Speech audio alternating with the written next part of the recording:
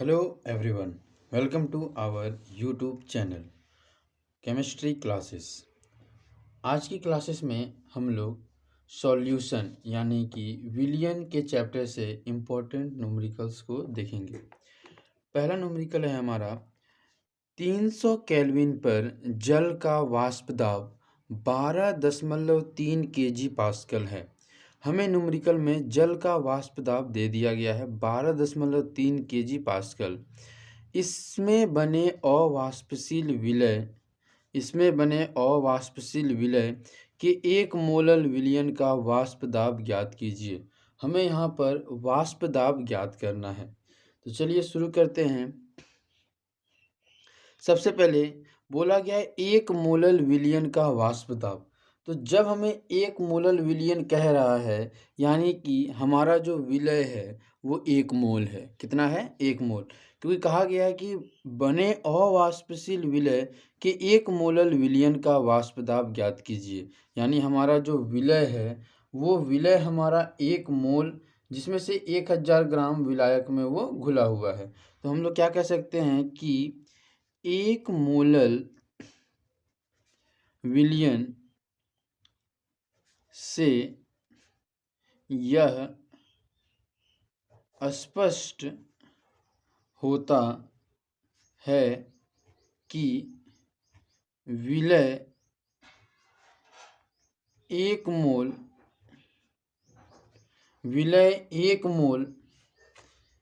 1000 ग्राम विलायक में घुला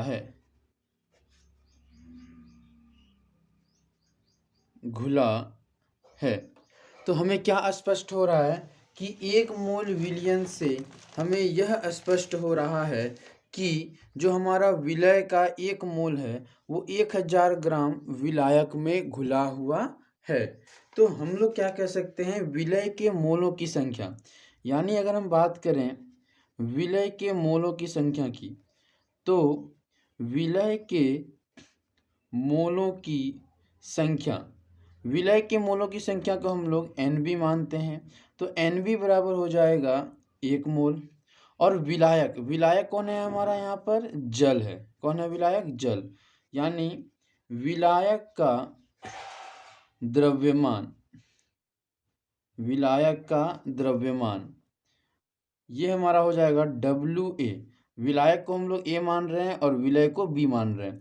WA दिया गया है हमारा 1000 ग्राम और विलय के मोलों की संख्या दी हुई है। तो जब हम लोग जल यानी कि विलायक के मोलों की संख्या निकालें, विलायक के मोलों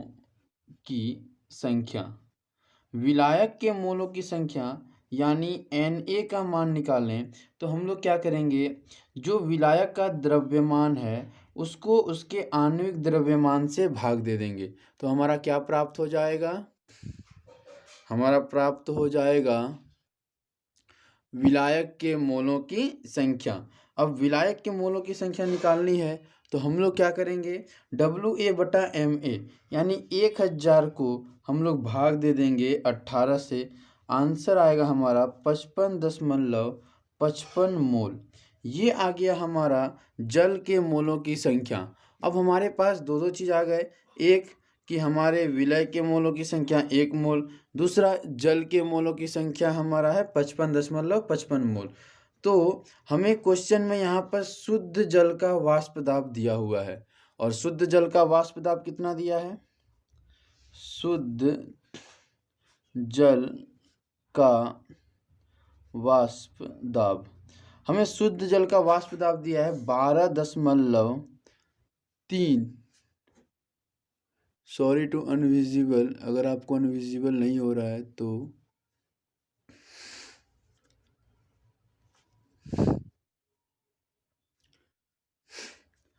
शुद्ध जल का वाष्प दाब 12.3 दिया हुआ है हमारा यहाँ पर। अगर हम यहाँ पर मोल प्रभाज ज्ञात करें, तो मोल प्रभाज ज्ञात करने के लिए अगर हम विलायक का मोल प्रभाज ज्ञात करें तो हमें विलायक के मोलों की संख्या और विलय और विलायक दोनों की मोलों की संख्या का योग को उसके अनुपात में रखना होगा। तो Na का मान है 55.55 और Na प्लस Nb का मान है 55.55 प्लस 1, जो हमारा आंसर निकल के आता है 55.55 बटा 56.55। और जब हम लोग इसको भाग देंगे तो आंसर आता है हमारा मोल प्रभाज XA बराबर 0.98। हमें यहाँ क्या बोला गया है? अवाष्पशील विलय के 1 मोलल विलयन का वाष्प दाब ज्ञात करने। हमें यहाँ पर 1 मोलल विलयन का वाष्प दाब ज्ञात करना है। तो जैसे ही यहाँ पर हमें बोला गया है अवाष्पशील विलय, हमारा यहाँ विलय कैसा है? अवाष्पशील विलय। तो अवाष्पशील विलय के लिए राउल्स का एक नियम है।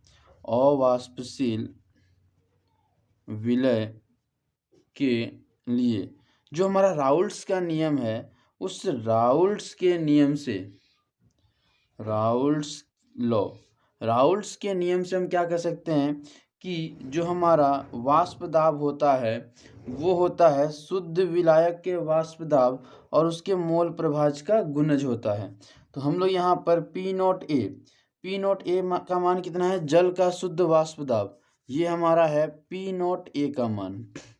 तो 12.3 गुने XA का मान 0.98, जिसको हम लोग अगर सॉल्व करें तो हमारा आकर आंसर निकलेगा 12.8 kg पास्कल। तो ये हमारा प्राप्त हो गया विलयन का वाष्प दाब। कौन से विलयन का? तो अवाष्पशील विलय के 1 मोलल का वाष्प दाब हमें प्राप्त हुआ 12.8 kg पास्कल।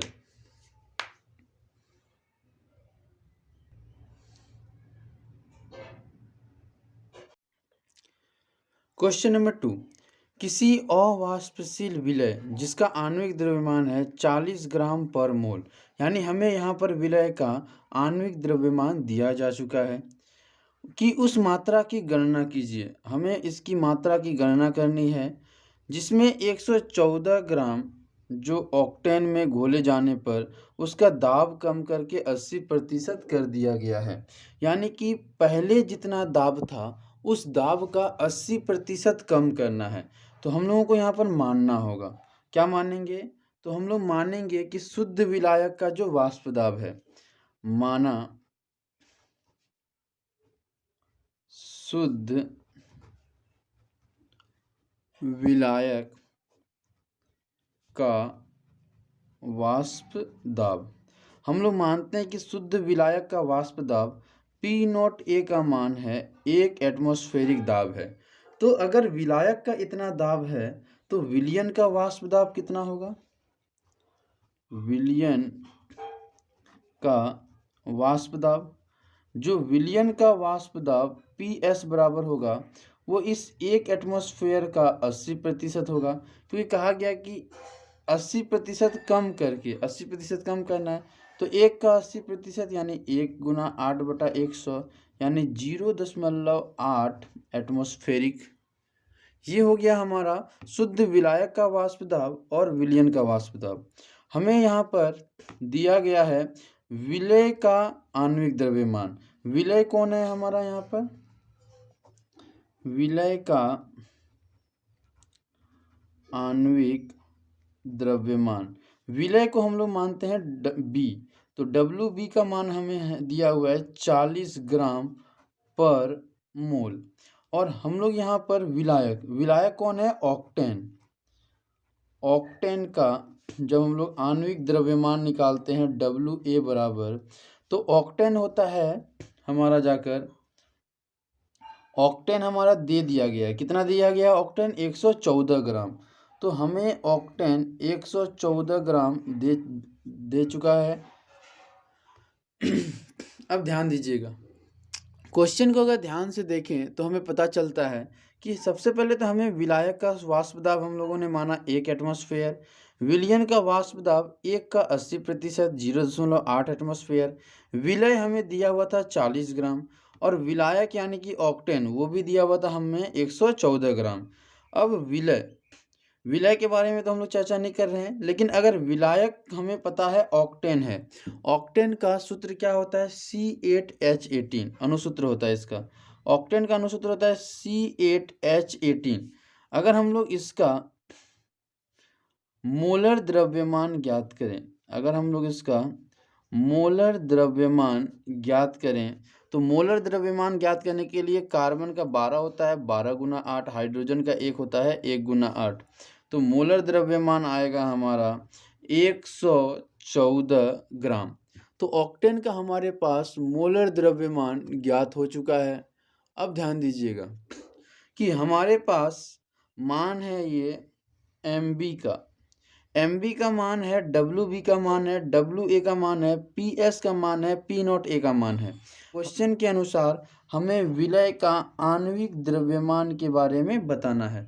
तो हम लोग एक फॉर्मूला जानते हैं कि हम लोग इसको तुलना करके इसका मान निकाल सकते हैं। तुलना किस प्रकार करना है? तो फॉर्मूला है कि P0A माइनस PS बटा PS जो होता है वो बराबर होता है WB इंटू MA बटा WA इंटू MB। और हमें मान किसका निकालना है? MB का मान निकालना है। तो मान बैठाते हैं 1 माइनस 0.8 बटा 0.8, WB 40, MA 114, WA भी हमारा है 114 और MB हमें निकालना है। जब हम लोग इसको माइनस कहते हैं तो 0.2 बटा 0.8 बराबर यहाँ पर हमारा आता है 40 बटा MB। तो ये दशमलव से दशमलव हट जाएगा, 2 एकम 2, 2 चौके 8। तो MB बराबर हमारा आ जाएगा 160 ग्राम।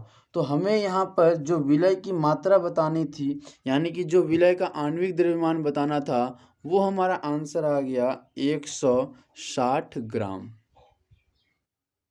न्यूमेरिकल नंबर 3, जल के 175 ग्राम में किसी विद्युत अपघट्य के 12.5 ग्राम रखने वाले विलयन का क्वथनांक उन्नयन 0.70 होता है होता है। पदार्थ के मोलर द्रव्यमान की गणना करनी है।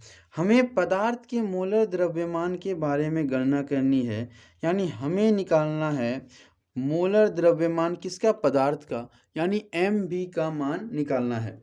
हमें दिया क्या क्या गया है? तो सबसे पहले हमें जल कितना दिया है? 175 ग्राम।